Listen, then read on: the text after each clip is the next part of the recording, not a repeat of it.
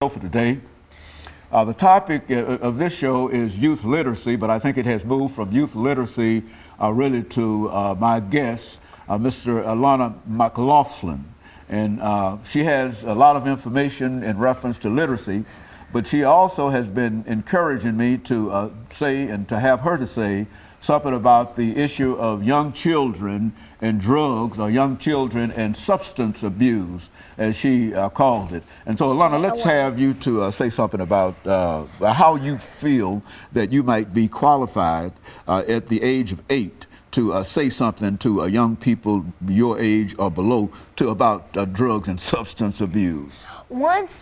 Sometimes when my parents drive me around a bad neighborhood, I experience kids smoking weed or tobacco, and it just breaks my heart to see that they do that, because how could they grow up doing that? It literally breaks my heart, because it just kills me to know that they're just giving up on themselves and turning to tobacco and weed and drugs and alcohol to solve their problems, when you know that's not going to solve their problems. It's going to make it worse.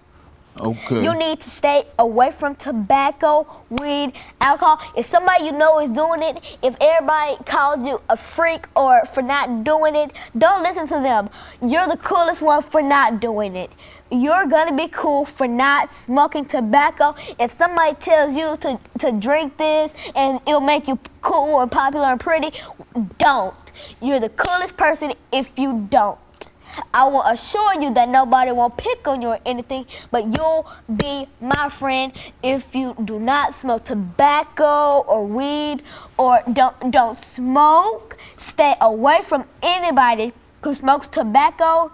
If your parents or anybody, if you know if they smoke tobacco, you can help raise awareness to keep them away from tobacco. No. I encourage you to raise awareness like me to stay away from smoking, drinking, and all of those because a cigarette has all those acids and fumes that when you smoke it, you're not only breathing in smoke, you're breathing in all those deadly fumes. You could die, because one man, he was 12, he started smoking and he had mouth cancer. Bumps started raising on his mouth. I bet nobody wanted to kiss him. So if you drink or smoke and think you'll get a day for prom, you ought to be wrong.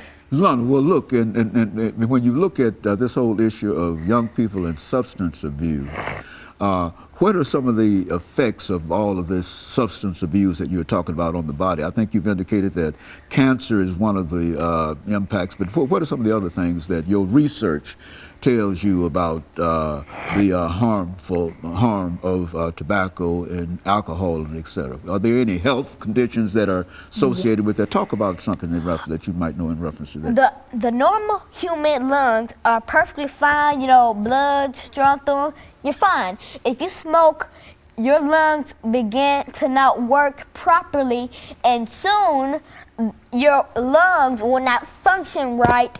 And soon the air, they make little clots, and it'll clog your bloodstream, and blood won't go through your heart, and eventually your heart will stop pumping, and eventually you will die from that.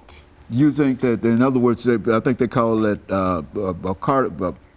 cardiovascular, some of the cardiovascular disease, heart attacks, heart strokes. attacks, cancer, mouth cancer, leg cancer. I assure you, you won't be happy until you kill yourself if you are smoking.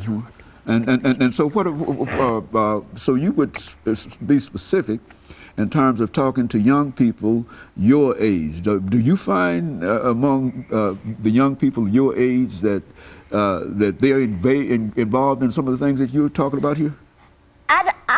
I honestly do not know anybody who smokes, and if they do, they shouldn't, because it's hazardous for your body, and it breaks you down, it slows you, as soon it will clog that bloodstream going through you, and your blood and your heart won't pump. You'll be rushed to the emergency room, and it'll be sad for the doctors to tell your parents that they couldn't do anything because they sat there and let you smoke.